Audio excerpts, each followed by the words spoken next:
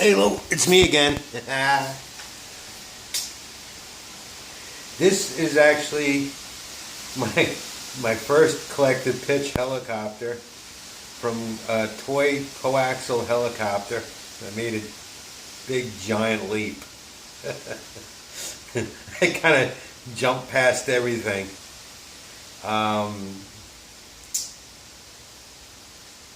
True story, I work a little bit, I help out the guy that has one of the local hobby shops, and I did a lot of yard work for him, and he had this thing on the shelf, and it's been discontinued, and he had it already marked down. He said, "Joe, you want it?" And he cut the price all the way down low, practically gave it to me.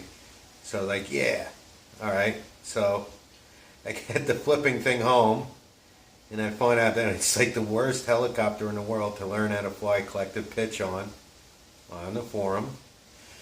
And it's meant for 3D. A collective pitch helicopter, for anybody who's watching this video that doesn't know what a collective pitch helicopter is, you're changing the pitch of the blades.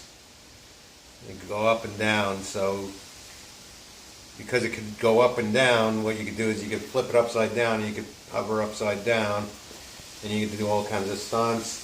You can make the thing fly, any which way possible. That's why they're so hard. I mean, it's just, it's not like an airplane that just flies straight and then you turn the rudder and it turns and you have a 3D airplane and the elevator or the ailerons and the rudder are set to turn at full, travel, and you can do rolls as fast as you can blink your eye, and you basically take a 3D airplane and hover it like this, and then just give it a ton of throttle and full up elevator and just flip it like that and take off the other direction. With these, it's any which way it goes. So the biggest problem with this helicopter is the plastic tail gears. That's the whole problem that I found out with this helicopter. They strip out, and if there's any vibration in the tail shaft, in the torque tube, then that vibration weakens up this C gear. There's 4 gears that drive the tail. The A gear is on the shaft, the B gear is on the front of the torque tube. There's an actual metal tube that goes through here. The C gear is on the back of the torque tube, and the D gear is on the tail rotor shaft. Now, my first time I flew this thing, I crashed it instantly, and then it was doing mad ground spins, and what it turned out it was that this plastic gear right in here got stripped out slightly enough so that this rotor shaft, the tail rotor shaft, could push in this direction. So this hub was sticking out a little bit. When I pressed it back in, it worked again, but now this gear is worn out, so every time you do something wrong or whatever, or you turn the rudder in the right direction, the shaft goes this way, and then you're doing ground spins.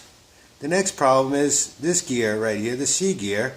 It gets worn out, and then the torque tube, which isn't even secured anywhere inside, it's just free floating. The C gear tends to walk forward on the torque tube. The torque tube goes all the way out, hits this shaft, binds with it, and then also the C gear will disengage from the D gear, and then you won't have rudder. And if the gears are meshed too tight, then you're going to have a lot of friction, which is going to cause your tail wag. Okay? There was a lot of talk about the servos. I'm running this thing with just a cheap plastic, I don't know which servo this is. It's one of those E-flite. It's a cheap E-flite rotary servo. It's not even the tail servo. I don't know what they did to change it. I don't know, but I'm not having any problems. As long as you could take this helicopter, you could turn the rotor like this, and if you feel no friction, no bouncing around, and it turns smoothly, it'll work. So I have a new C and D gear coming tomorrow, metal ones that I got cheap on Amazon. I borrowed some money to get them. But I got those gears coming. They'll be here tomorrow. lo and behold, I looked in the box and I had ordered a shitload of these plastic gears. They're cheap as hell. I actually found an extra one in my box for this helicopter. I can't believe it. It's like I thought I was down to my last one. I thought I'd eaten up my last one. I'm not talking about the gears themselves are stripping. It's the D slot. It's a D hole that goes on the shaft. So I have no idea why. And also the main gear, the A gear on the shaft, on the rotor shaft, was also plastic. I have no idea what's going on through these people's minds that they want to develop something like this that turns at such a high RPM. I mean, you could set this thing up again, like 100% rates, 100% throttle, and there's a hell of a lot of vibration going on in this thing. So without any further blah blah blah, I'm going to power it up and I'm going to fly it. Well, let me do that without picking it up.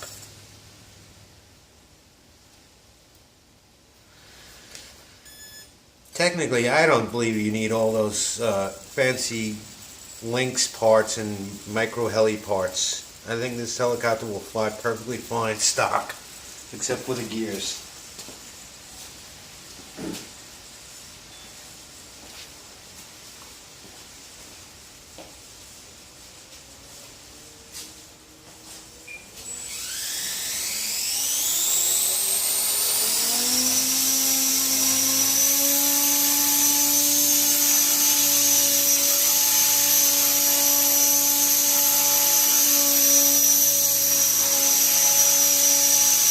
Again, I modified my curve.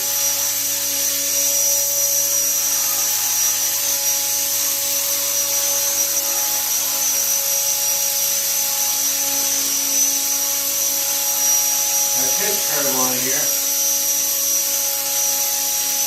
So it's more like a docile little pitch helicopter.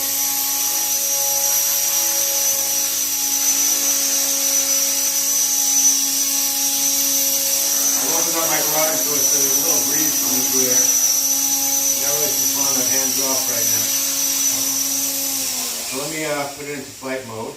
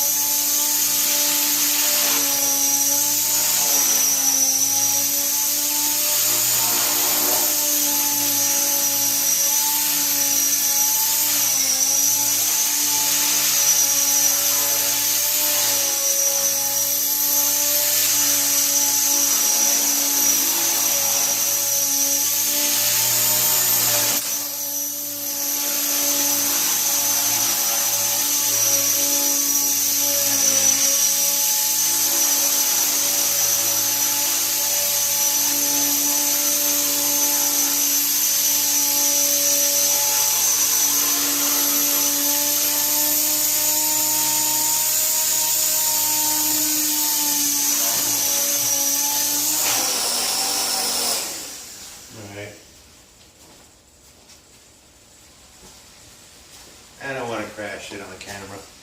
I'll save that for when I'm flying myself. I want to just check something on my radio real quick.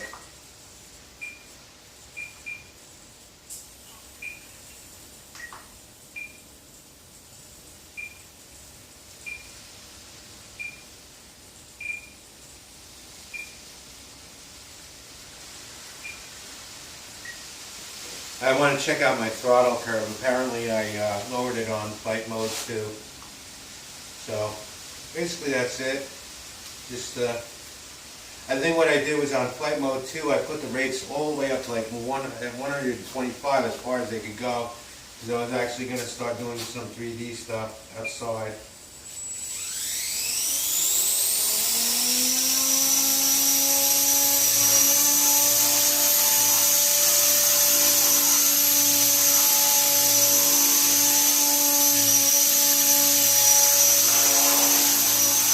so tempted right now to just crank this thing and try to do a flip with it in the garage.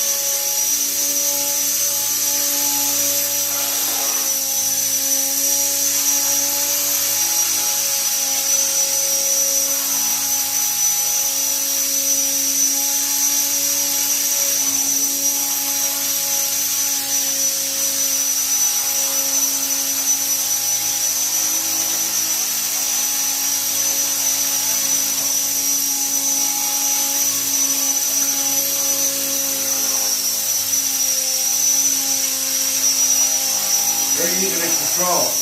I mean, when I first flew this thing, I could never control it like this. My battery's dead. That's one fight.